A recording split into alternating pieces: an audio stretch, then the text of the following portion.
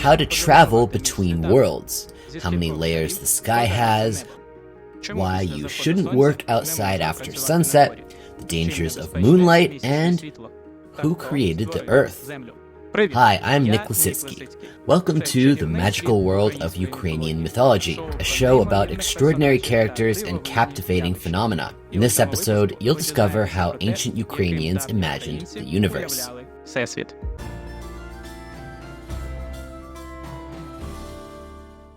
The world tree is a mythical concept found in many cultures around the world, including Ukraine.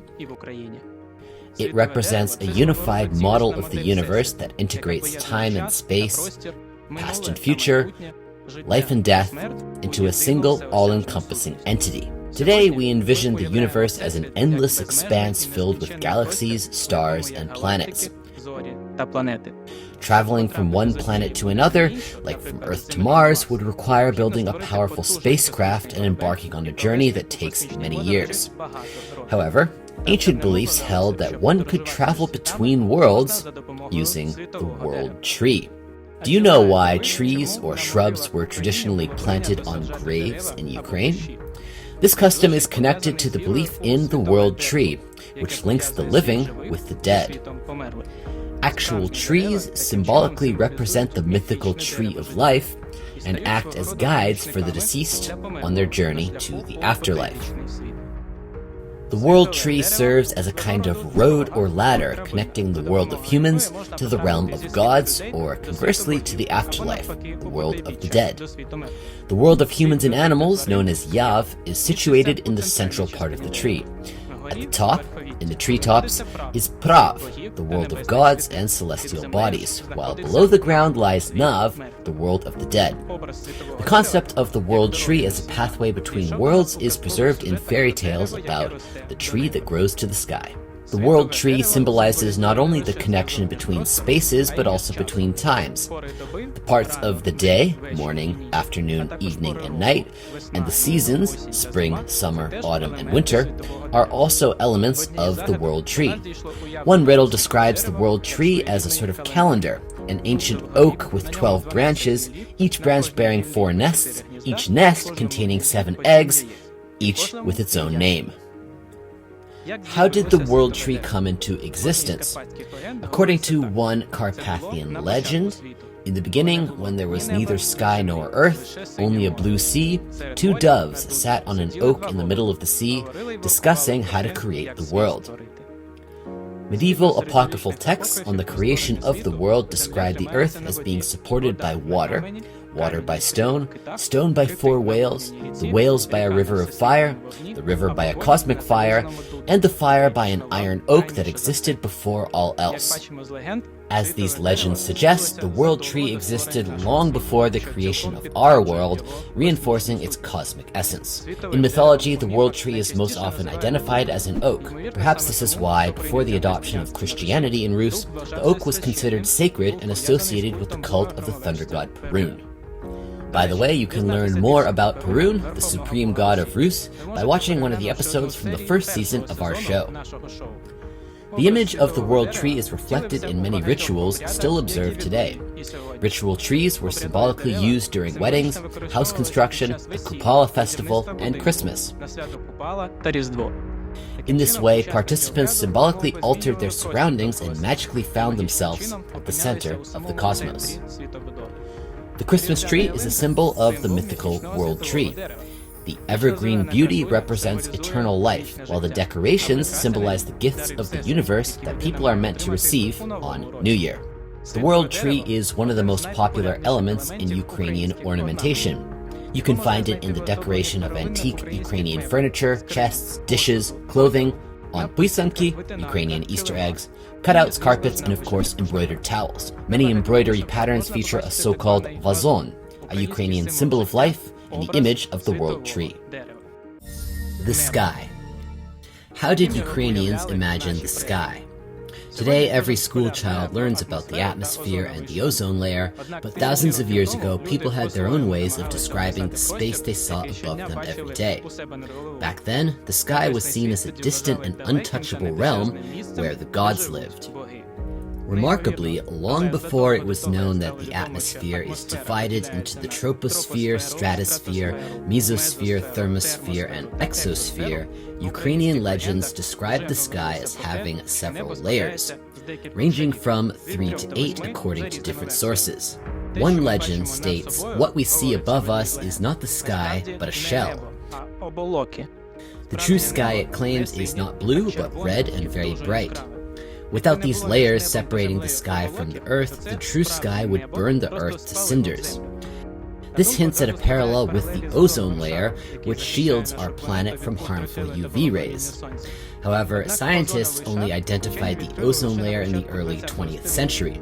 How Ukrainians could have known about it centuries ago remains a mystery. It was believed that the sky could occasionally open, revealing the true sky. If a figure of a man with a sword appeared in the opening, it was a sign of impending war, while a figure with a cup foretold a good harvest. Anyone who saw the sky open could make a wish, and it was thought that the wish would come true. How did people imagine the shape of the sky? Ancient beliefs held that the sky was a dome or lid extending far out to the edge of the world where it touched the earth. No living person could reach where the sky met the earth because that area was believed to be a tumultuous sea inhabited by a fierce race of one-eyed creatures. The sun, as a source of light and warmth, has been revered in Ukraine since ancient times. Its rays dispelled the darkness of night, melted winter snows, warmed the land, people, animals, and plants, and thus sustained life itself. In Ukrainian folklore, the sun is often depicted as a man in radiant attire who travels across the sky by day and returns home in the evening to eat, drink, and rest. It was believed that the sun illuminated the earth with its gaze, and when it closed its eyes, night fell. Ukrainians held the sun in high regard. Although very little information about ancient solar beliefs has survived, we know that Dazhbog, a god in the pantheon of Volodymyr, was associated with the sun. I'll share more about Dazhbog in an upcoming episode, so be sure to subscribe to this channel and stay updated. Each morning, people greeted the sun by removing their headgear, bowing, and reciting a special prayer to the celestial light. An ancient Ukrainian text from the 11th to 12th centuries mentions people who worship the south and pray facing the south. After Christianity was adopted, these ancient beliefs merged with the new religion, and the sun came to be referred to as the eye of God, or a window through which God viewed the world. Respect for the sun persisted in various superstitions.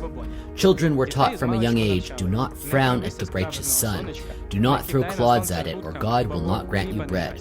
Do not point at the sun with your finger, or you will poke out its eye. Do not spit at the sun, or darkness will fall upon us. God created the holy light, it can punish just as the Lord can. Many rituals that are still observed today echo ancient solar worship practices. For example, the wedding bread and kalita, a ritual bread baked for St. Andrew's Day on December 13th, symbolize the sun. Spring dances, such as the Podolyanachka, mimic the sun's movement. Kupala traditions like sending a fiery wheel down a hill and floating wreaths on water are also linked to the sun. The floating of wreaths during Kupala symbolized the union of water and solar fire from which the world was thought to have emerged. In Ukraine, it was customary to stop all outdoor work after sunset, based on the belief that otherwise the sun might be offended and not rise the next day. Given that this belief predates electricity, the practical reason might simply be that it's difficult to see anything after dark. The sun was described as clear, bright, and beautiful, and was considered a standard of beauty. It was believed that the sun could share its beauty, so Ukrainian girls had a custom of asking the sun at dawn to bestow them with beauty. Perhaps that's why Ukrainian girls are thought to be the most beautiful in the world. In ancient Ukrainian beliefs, the moon was seen as having a significant impact on nature and human life, rivaling the sun. However, because the moon shone at night, it was associated with darkness, supernatural, and hidden knowledge, unlike the daytime sun. Many legends describe the moon as the sun's younger brother. The moon was considered very hardworking, starting its duties while the sun was still asleep. Yet it was also believed to be more vulnerable than the sun. It could be captured by witches who might use it to cause harm, such as milking other people's cows. In the Carpathians, there was a frightening belief that witches would devour the moon, leaving only blood, from which the moon would be reborn. Christianity also influenced moon myths. While the sun was clearly regarded as the creation of God, opinions about the moon were more divided. Some believed the moon was created by God, while others thought it was the work of the devil. According to this belief, the devil attempted to create his own sun, but failed, so he stole a piece of the god's sun to make the moon. The moon was often associated with malevolent forces. It was said that during the new moon, witches would gather for their Sabbaths, dance with devils, vampires would convene, and mermaids would comb their long green hair while swaying on tree branches. We covered vampires and mermaids in previous episodes. If you haven't seen them, be sure to check them out. Moonlight was considered dangerous, especially during a full moon. To prevent the moon from entering their homes, people would close their windows with curtains in the evening.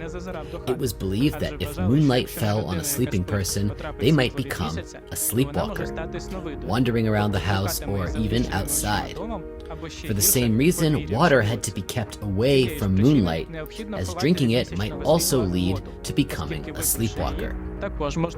Moonlight was thought to be particularly harmful to pregnant women and newborns. Pregnant women were advised not to go outside in moonlight with their heads uncovered, and new mothers were cautioned against taking their babies outside at night if the moon was shining, or even leaving baby clothes or blankets outside. The moon held great significance in daily life, with many beliefs, rituals, and superstitions linked to its phases. During the new moon, people would ask for health, and it was considered an auspicious time for agricultural work and gathering medicinal herbs. The waxing moon was seen as a good time for planting vegetables, holding weddings, and harvesting hay. The full moon was also favorable for farming, preserving food, and setting hens for eggs and building projects. The waning moon, known as the rot, was deemed unsuitable for gathering hay or wood, as it was believed this hay would spoil and the wood would attract insects.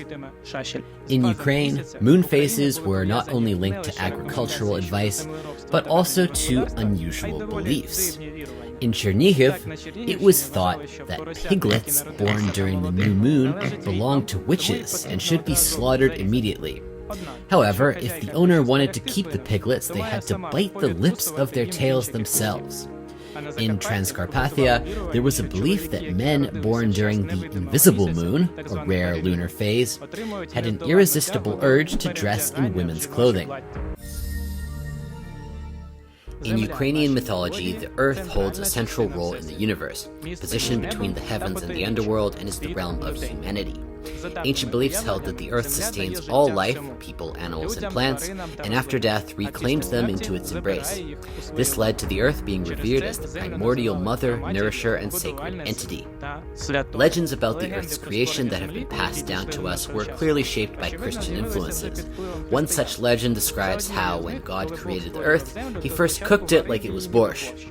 The earth boiled, and bubbles formed on its surface. God then swiftly cooled it, and these bubbles turned into mountains, while the spaces between them became valleys. In Hutzul legend, God did not create the earth alone, but worked alongside Aridnik.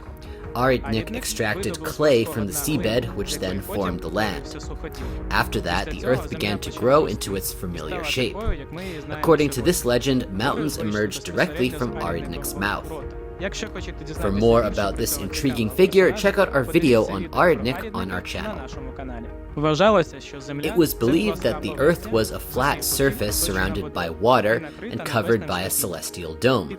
Beneath the Earth's surface there was also water, which is why digging deep enough would eventually reach it. Other legends, however, suggested that the Earth rested on the backs of giant fish, and their movements caused earthquakes, droughts, and floods. The Earth was compared to a pregnant woman and was treated with respect and care. In Galicia, it was considered sinful to strike the Earth in spring because it was believed to be pregnant. As a result, it was forbidden to drive stakes into the ground, dig gardens, or plow fields before Annunciation on March 25th. Even children were discouraged from hitting the ground with sticks or pulling grass. If someone fell or spat on the Earth, they were expected to apologize. In Ukraine, the Earth was also regarded as fair and considered the most reliable witness. There was a custom during oaths to kiss the ground or even eat a piece of soil to affirm one's words. It was believed that the Earth could open up and swallow those who failed to keep their promises. So make sure to hit the notification bell to stay updated on new episodes and share our project with your friends and family. Let's spread the word about Ukrainian mythology together. The third season of The Magical World of Ukrainian Mythology was made possible with the support of the Ukrainian Cultural Foundation through the Stipend grant program.